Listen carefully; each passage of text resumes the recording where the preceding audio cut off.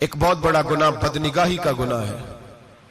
آپ کو پتہ ہے ہمارے ملک کے اندر بدکاری، زنا اور بے حیائی کی شرح کتنی بڑھتی جا رہی ہے، کس قدر بڑھتی جا رہی ہے. وہ لوگ جو نکاح کر لیتے ہیں وہ بھی اپنی نگاہوں کو، میں اکثر کہتا ہوں، حضور نے فرمایا نکاح آدھا ایمان ہے.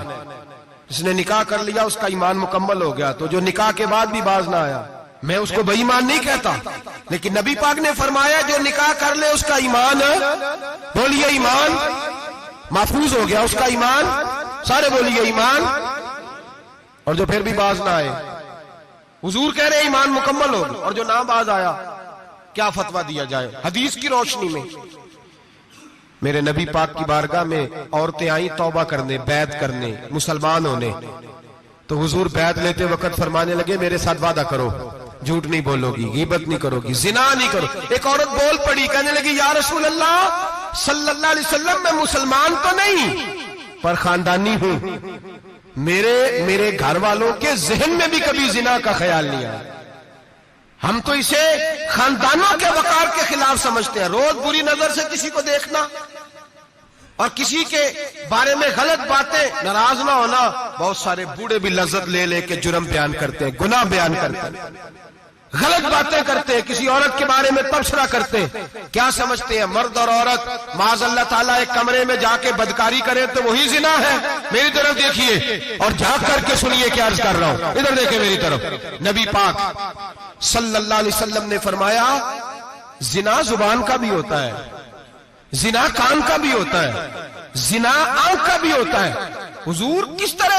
فرمایا جس نے گند دیکھا اس نے آنکھ کا زنا کیا، جس نے لذت لے کے سنا چپ نہیں کرایا، پوری بات سنی، وہ بھی زانی ہے. اور جس نے گندی بات بولی وہ منہ کا زانی ہے، جس نے گند سوچا وہ دماغ کا زانی ہے. اور زانی کو سب سے پہلی سزا اللہ یہ دیتا ہے کہ سجدے کی لذت چھین لیتا ہے، عبادت کا سرور چھین لیتا ہے، اس کا نماز میں دل نہیں لگتا.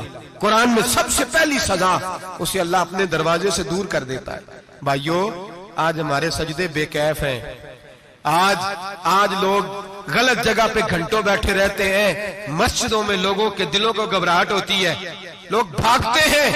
میرے نبی پاک نے فرمایا تو نظر کو پاک کر لے، اللہ تیری عبادت میں لذت پیدا فرما دے گا. میرے بھائی یاد رکھ لیں اور سن لیں، سب سے کمزور آدمی وہ ہے جس کا ذہن پاک نہیں. سب سے کمزور آدمی وہ ہے جو کردار کا غلط ہے. ایک بات میں نے پڑھی، اب یقین کریں میرا دل کرے کہ میں آگ لگا دوں اس عنوان کو جس پہ گندگی لکھی جاتی ہے، ان اخباروں کو، ان چیزوں کو جس پہ گند لوگوں کے دلوں میں. وہ انڈیا کی ایک وزیر اعظم عورت گزری تو کسی نے اس سے کہا کہ پاکستان نے تو تمہیں شکست دی ہے، تم جیت نہیں سکے بڑا ملک ہو کے. کہنے لگی کوئی بات نہیں، تھوڑا وقت ٹھہر جاؤ، ہم ان پر تہذیبی یلغار کریں گے، ان کے گھروں میں ننگا ناچ کریں گے، یہ گندی تصویریں دیکھیں گے، یہ گند میں الجھ جائیں گے. اور جو قوم گند میں الجھ جایا کرتی ہے وہ پھر کسی سے لڑنے کی طاقت نہیں رکھتی، اس کے اندر ڈٹ جانے کی ہمت نہیں ہوتی، اس کی غیرت کے جنازے نکل جاتے. دل کرتا ہے جل جائے وہ جل جائے جہاں سے برائی پھیلتی، تباہ ہو جائے وہ علاقے جہاں سے گند ہوتا ہے. لوگ گند کی کمائی کھاتے ہیں، گند کی ایکٹروں کے ساتھ کھڑے ہو کے فوٹویں کھچاتے ہیں اور گناہ پہ فخر کرتے ہیں. اور گندے لوگ کہتے ہیں اللہ کا فضل ہے ہم گند پھیلا رہے ہیں، ثم معاذ اللہ. لوگ گناہ پہ فخر کرتے ہیں چوکوں چوراہوں میں. محمد بن قاسم آئے ہندوستان پہ راجہ دہر کے مقابلے میں، نوجوان میری طرف دیکھیں اور صحیح ہو کے بیٹھے، خاصے صحیح ہو کے بیٹھے، تقریر نہیں کر رہا، جذبات کا، میرے جذبات سنیں، دل کے پھپولے جل رہے ہیں حسینے کے داغ سے. اللہ کی قسم روح کی گہرائی سے بات کر رہا ہوں، وہ بات کر رہا ہوں جو سینہ کہہ رہا ہے کہ پھٹ جائے اور کہنا نہ پڑے. قرآن و حدیث پڑھتے ہیں اور پھر اپنا حال دیکھتے ہیں تو لگتا یہ ہے کہ عذاب قریب آ گیا ہے، لگتا ہے زمین پھٹنے والی ہے، آسمان گرنے والا، لگتا ہے قریب آ گیا سارا کچھ. سمجھیں کیا عرض کر یہ بات اگر آپ سمجھ گئے تو قیمت وصول ہو گئی. اس کو سمجھ گئے تو سمجھ لیں آپ کے مزاج کے اندر اللہ نے تبدیلی پیدا کر دی. محمد بن قاسم 18 سال کا جوان، ایک عورت کی عزت پر راجہ دہر ہندو نے حملہ کیا، محمد بن قاسم بچانے آئے. جب ہندوستان آئے فوج تھوڑی تھی، علاقہ تھوڑا تھا، راجہ دہر کی فوج بہت زیادہ، اور پھر اپنا عرب چھوڑ کے یہاں آ کے ہندوستان میں اس کے علاقے میں اس پہ حملہ کرنا، حالات خراب تھے۔ محمد بن قاسم پریشان ہے۔ ایک بزرگ نے دیکھا، کہنے لگے پریشان کی ہو؟ کہنے لگا سوچتا ہوں علاقہ بھی اس کا، فوج بھی اس کی، میرے فوجیوں کو تو رستوں کا بھی نہیں پتا، کیسے جنگ کریں گے، کدھر سے آئیں گے، اور پھر ہمیں زبان بھی نہیں آتی، کیسے کام ہوگا، ڈر رہا ہوں۔ 2-4 دن گزرے تو محمد بن قاسم اشاش بشاش ہو گئے۔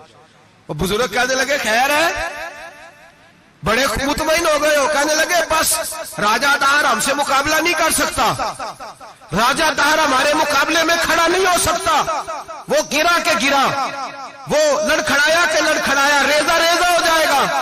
آپ کو کیسے خوشخبری مل گئی؟ کہنے لگے مجھے پتا چلا ہے کہ راجہ دہر ذہن کا گندا ہے، وہ تو چچا کی بیٹی کو نہیں چھوڑتا، ماموں کی بیٹی کو نہیں چھوڑتا، خالہ کی بیٹی کو گندی نظر سے دیکھتا ہے۔ جس کا ذہن گندا ہوتا ہے وہ کسی کا مقابلہ نہیں کر سکتا، ہمیں فتح ہوگی، فتح، وہ گرے گا۔ وہ بزرگ کہتے ہیں میں سمجھ گیا کہ واقعی سے فتح ہوگی۔ آج کشمیر کیوں آزاد نہیں ہو رہا، فلسطین میں آگ کیوں لگی ہوئی ہے؟ مسلمان جب تک ذہن کا گندا ہے کمزور ہے، جب تک ذہن کا ناپاک ہے کمزور ہے۔ حضرت سعد بن ابی وقاص رضی اللہ تعالیٰ عنہ